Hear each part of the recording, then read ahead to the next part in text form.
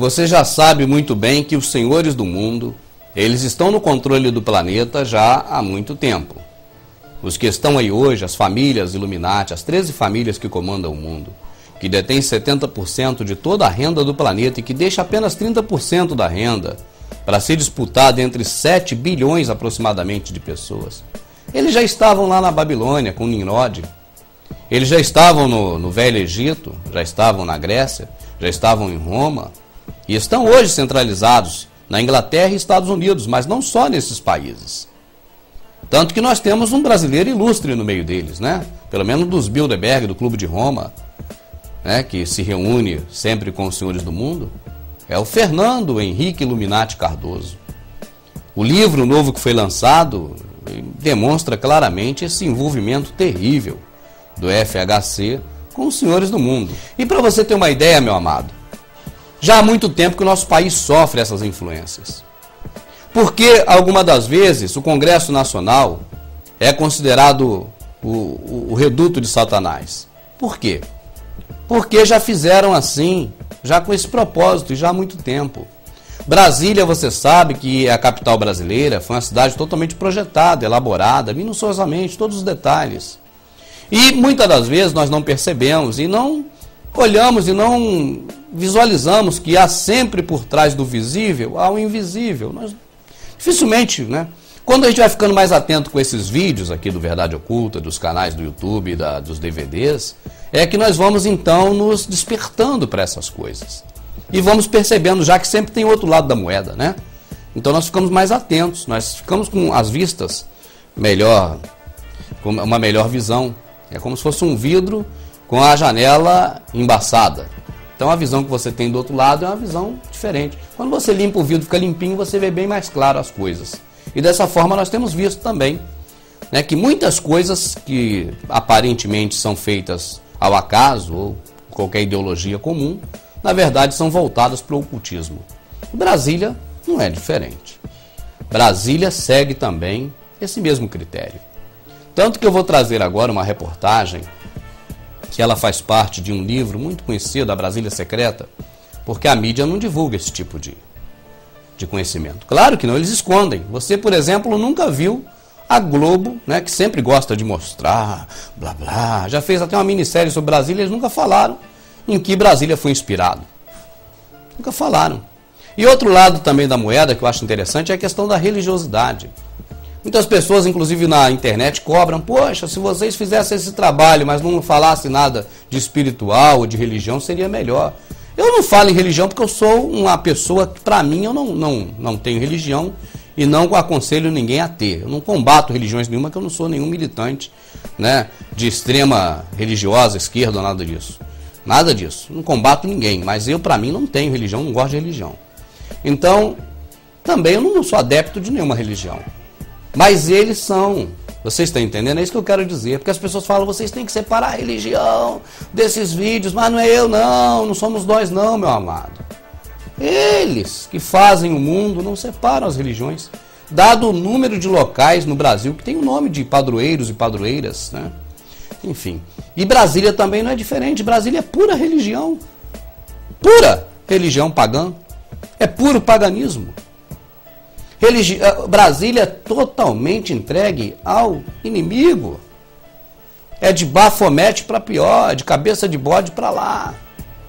É entregue a tudo enquanto é divindade pagã, politeísta e blá blá blá e tudo que é troço.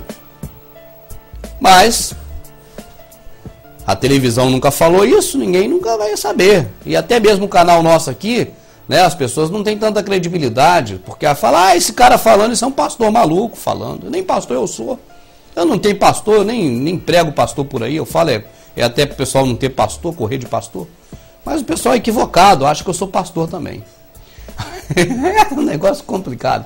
Então, meu amado, Brasília é a minha capital, do meu país. Eu amo meu governo, eu amo minha nação, eu amo o meu Brasil. Tenho orgulho de ser brasileiro, você está entendendo? Mas eu não vou, por causa disso, ocultar essas coisas do inimigo, do adversário da minha alma, de você. Isso eu não faço. Você está entendendo? Então eu não vou deixar oculto. Estou aqui para isso. para trazer à luz da verdade o que até agora esteve em oculto. E com Brasília não é diferente. Não sou aqui o dono da verdade, não sou o único. Você tem no próprio internet, no YouTube, tem uma versão diferente dessa que eu vou apresentar para você. Mas você tem, até para você equiparar, é importante isso, né? É diferente da versão que eu vou colocar. Mas você tem sobre isso também na internet. Mas vamos ver o que tem Brasília de comum com o paganismo, com idolatria, com o satanismo, com o diabo, com Satanás. Eu não falo já Lúcifer, porque não vou entrar nesse mérito agora, mas com Satanás, com o diabo, com o capeta, com o capiroto, com o orloque, com o que você quiser chamar. O que tem Brasília a ver com isso? Para mim, tudo. Vamos assistir.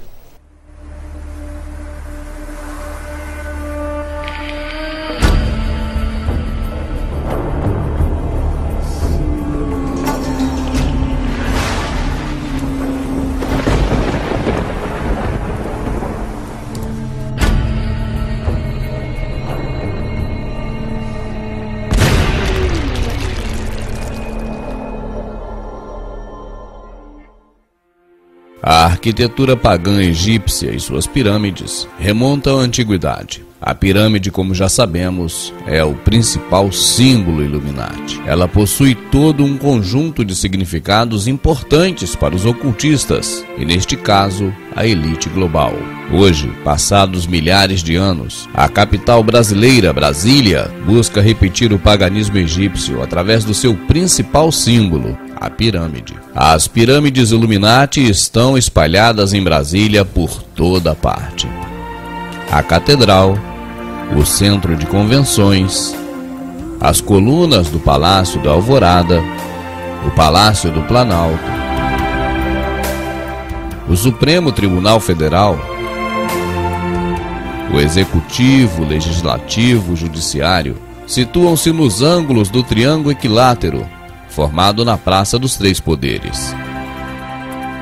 No eixo monumental existe uma pirâmide formada pelo Centro de Convenções, o Tribunal de Justiça e o Palácio. Outra representação é a Torre de TV.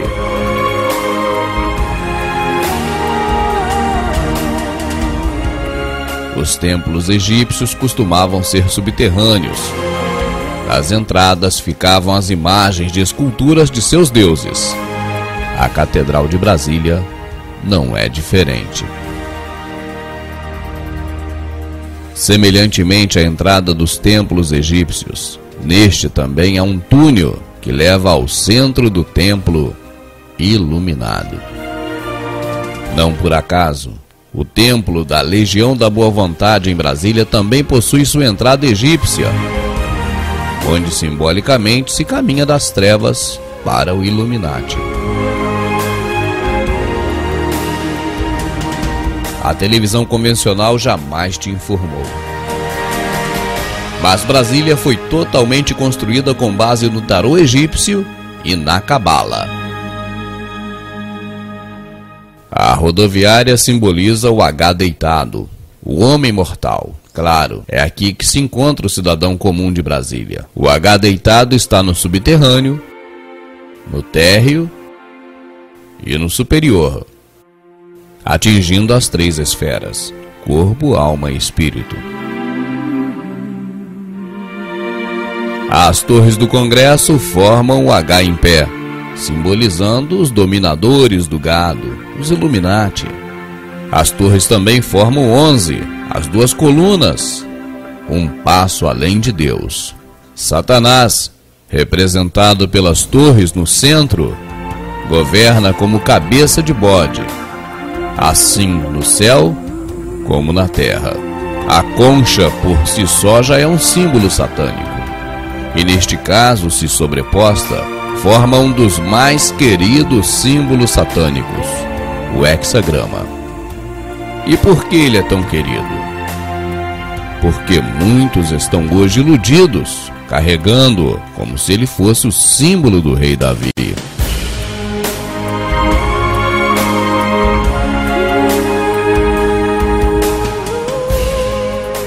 A ermida egípcia era cercada por um lago considerado sagrado.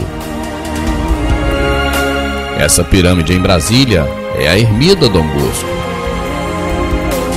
que por sua vez está situada junto ao Lago Paranoá, exatamente no paralelo 15-18 graus, como predissera Dom Bosco.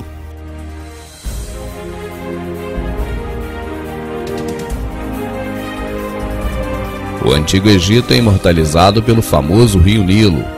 Nele foi construído o primeiro lago artificial do mundo, o Lago de Boés. Em Brasília foi feito o Lago do Paranoá. Sua razão de existir é a mesma do Antigo Egito: refrescar a cidade. E quando falamos em Egito, logo vem à nossa mente a Grande Pirâmide. Em Brasília, um dos maiores espetáculos é o teatro, que possui 78 formas piramidais egípcias. Brasília tem duas estradas principais que se cruzam: o eixo rodoviário posição norte-sul e o eixo monumental, na posição leste-oeste. O que se assemelha a um grande pássaro, na verdade, é a forma do sol alado, um símbolo satânico, usado por muitos líderes do passado, inclusive usado por Xuxa. Essa é a imagem de Brasília. Essa não é a imagem de Brasília, mas de Akhetaton, no Antigo Egito.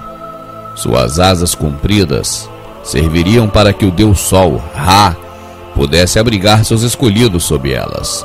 A cidade de Akhetaton foi construída no ano de 1350 a.C., exatamente no centro geográfico do Egito Antigo. Foi construído por ordem de Akhenaton. A sua função era a de sediar o centro político e religioso daquele país.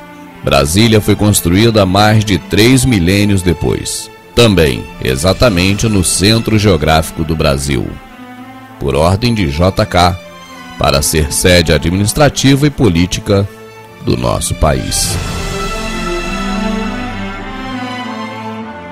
A história se repete. As semelhanças entre Akhetaton estão em todos os locais da nossa capital. Fica claro então que a maior diferença entre as duas é a divisão do tempo.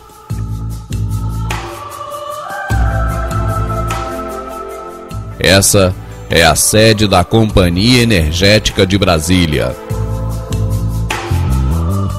E essa é a pirâmide escalonada do Egito, criada sob a crença de que seria ela responsável pela energia cósmica. A pirâmide escalonada de Brasília é responsável pelo fornecimento de energia, não cósmica, mas elétrica para toda a cidade. No livro Brasília Secreta, seus autores afirmam que a história se repetiu. Akhenaton construiu Akhetaton em 4 anos. Brasil construiu Brasília também em 4 anos. Akhenaton e Juscelino Kubitschek, coincidentemente, não tiveram filhos homens e também, por coincidência, não foram compreendidos pelos céticos de suas épocas. Conseguiram incrivelmente, de forma similar, fundar a mais audaciosa cidade de seus países. Akhenaton viveu 16 anos após a fundação da sua cidade. JK também viveu 16 anos após a fundação de Brasília. E os dois também morreram de mortes violentas.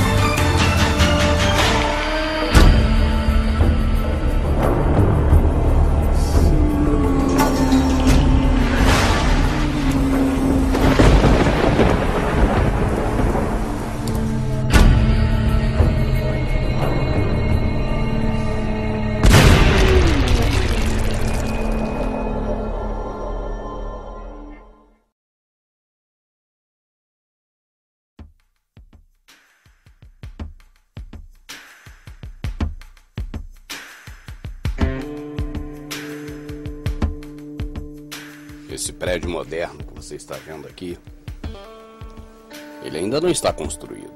É apenas uma maquete eletrônica. Mas este é o Templo de Salomão, aqui no Brasil. A instituição chamada Igreja Universal do Reino de Deus, que você bem conhece, é quem está construindo esse prédio maravilhoso. Salomão teria inveja desse prédio que custa 300 milhões de reais. A altura desse prédio é 2 vezes a altura do Cristo Redentor no Rio. Esse prédio maravilhoso da Igreja Universal, ele tem capacidade para 10 mil pessoas. E ele vai ser construído no bairro do Brás, em São Paulo. Segundo informações da própria Igreja Universal, as obras começam em agosto desse ano.